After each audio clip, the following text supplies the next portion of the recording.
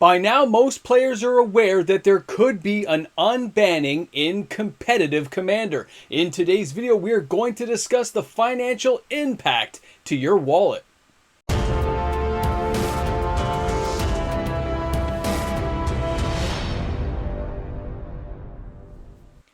If you're thinking somebody is about to get rich from these unbannings, well, don't worry. Stick around to the end of the video and you'll have your answer. Welcome back, everyone. MTG Moxman here, and thank you again for hanging out with me on my channel today as we discuss the possibility of competitive play Commander having an unbanning and having cards added back into the mix. Now, just so you guys know, later in the video, I have put kind of like the synopsis of things up for you to read. You can pause the video at any time, as well as the cards that are in the playtesting stages of being unbanned, okay? We don't know if this is going to take off yet, but I want to discuss the financial impact of what could happen and what has already started to happen in the market and what you as a player need to know going forward, just so you don't fall in any traps or feel like you're missing out, okay?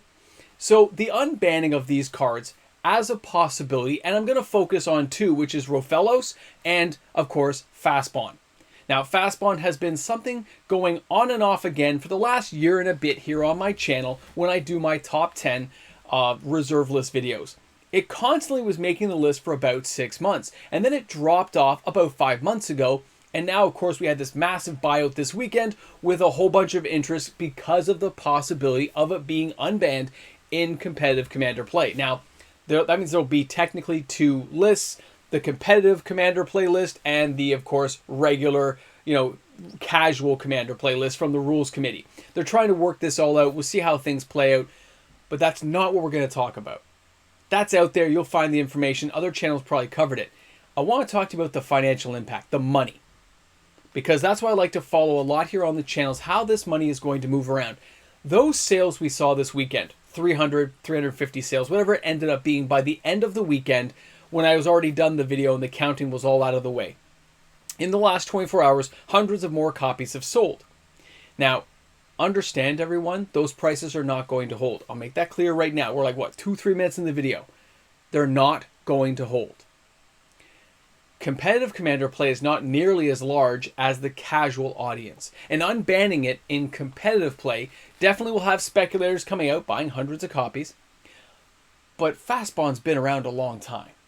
It has a very large print run, and even though it's a reserve list card, it is readily available if you needed it. And the price point we're asking right now around the $50 to $75 mark, 75 being the highest it's ever been, okay, other than some graded copies, alpha, beta, unlimited, that kind of thing. But as a regular revised copy, knowing how many copies are in the market space, what it would take to make a true financial impact to the card in its supply, means that this card is unlikely to go anywhere. And you are safe waiting this out, and even if it's unbanned, the price eventually will fall back down because there's not enough players to actually gobble up the surplus supply that is out there in the market. Now, does that mean this card is going to be a $50, $100, $150 card? Likely somewhere in the future if it got adopted by casual Commander as being unbanned. It definitely would be. But just being a segment, a niche population of players who like the competitive Commander scene, an unbanned card like this is not going to make a major impact, okay? It'll be a temporary one as FOMO and hype bleed into the market, and there'll be a lot of sales going back and forth and speculators picking up cards where they can. But overall, you're not going to see a major impact, which means people who may have known about this a little bit early and flipped some cards early, sure, they made some quick cash. But in the long-term financial impact of this card, we're not going to see a huge major blip in the market overall. It should be staying pretty steady over the next 6 months and then trend down somewhere about the 3-month mark to that 6-month mark.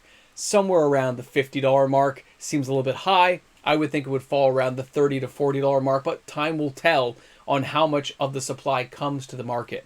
Remember, this card is around. It's reserve list, but it is around. It hasn't disappeared. Lots of stores have copies. And when the buy lists go up and players think they can make some quick money, the surge of supply that will hit the market is going to be kind of insane. So let's leave that one there. Now, Rofellos and other cards on the list that you'll see, depending on why they're banned. Now, Rofellos, Urza's Destiny, great card, a lot of fun. This card here has a much tighter supply run, okay?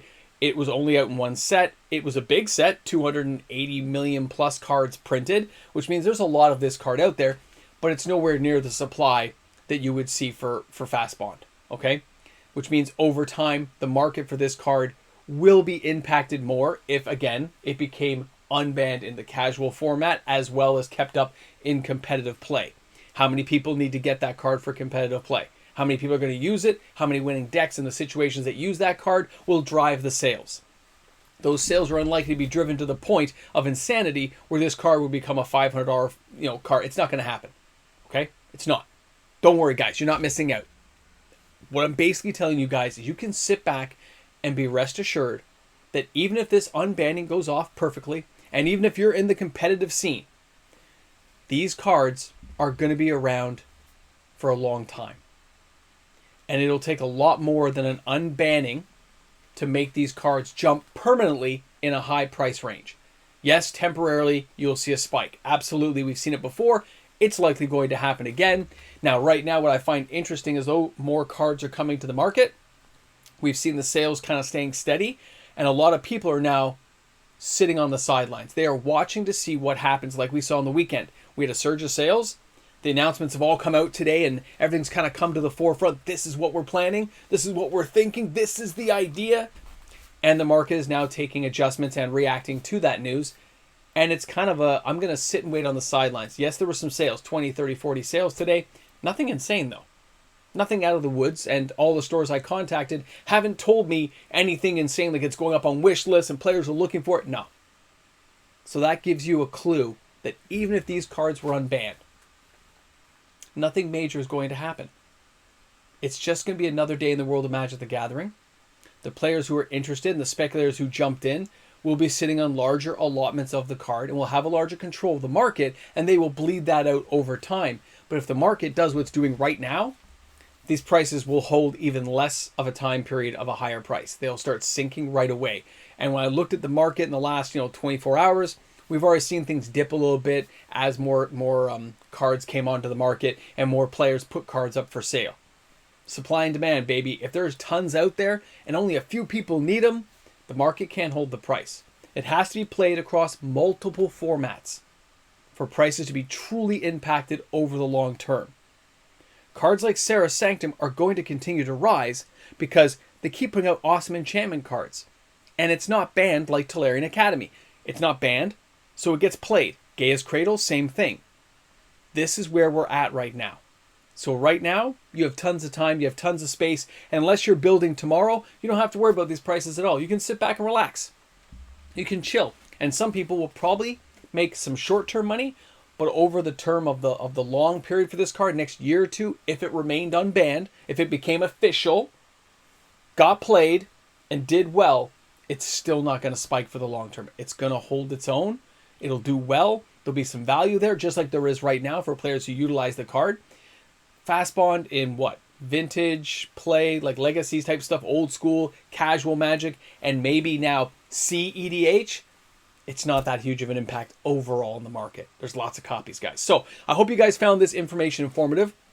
I hope you guys enjoyed hanging out here on the channel. Remember, guys, I'm going to put a little clip here at the end just to share with you the information of what was going on, so you guys can view that if you need to, or if you have anything you want to just check out again, it's all just put up there for you. Pause the video, read the section, move it along. I put it at the end just in case. Now, of course, if you enjoyed today's content, don't forget to like and subscribe to the channel as we close in on 24,000 subscribers. Thanks again for making that happen. And of course, I do put out daily content every single day of the week. I look forward to seeing you guys tomorrow. Have an awesome day, and let's find out where this market's going.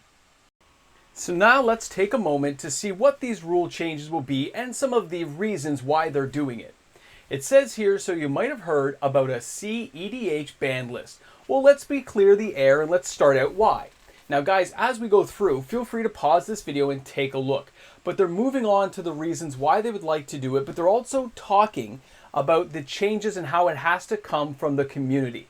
They want to get impact, they want to know how players feel about these changes, and they want to be transparent as to why these changes may happen. They want to play test things out to make sure the changes can hold, and they want to make it a better, more clear playing experience for everybody. So this will be interesting. Now, I put this all up here today just so you guys would have an understanding and you could pause and take a look at it.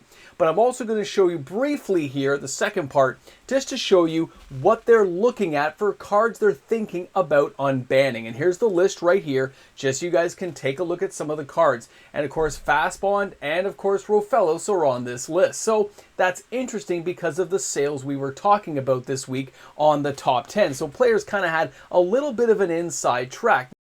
Guys, thanks a lot for hanging out today. Big shout out and thank you to the fantastic patrons of this channel. Because of those patrons, daily uploaded content is put out to YouTube. And it's because of my patrons. So thanks again to everyone out there. If you're a patron, a YouTube membership member, you help make these videos happen every day by showing that support. I look forward to seeing you guys tomorrow with another video. Have an awesome day, everyone. Shop smart, shop S-Mart. Welcome back to the Ramble Jamble. I got coffee in the cup because I literally just got home from work. It's really late at night. Sorry, man, this is the way it's going to be for the Ramble Jamble today. Jacked up on coffee. So I hope you guys take those words to heart. There's just too many cards out there for Revised to really have a long-lasting impact, where Rofellos may if it was a super popular card. There's lots of cards out there. Don't get suckered into paying more than you have to pay. Be patient. The prices will come down. That's all I got to say. That's it. That's the end. That's the end of everything. No, it's just the end of today. Until tomorrow. Guys, thanks for hanging out. Have an awesome one. And now I'm going to go make dinner, I guess? No, it's too late for dinner. Everyone's already asleep. Where am I? What day is this? Oh, yeah. Manny Mox's first day of school. Went pretty good.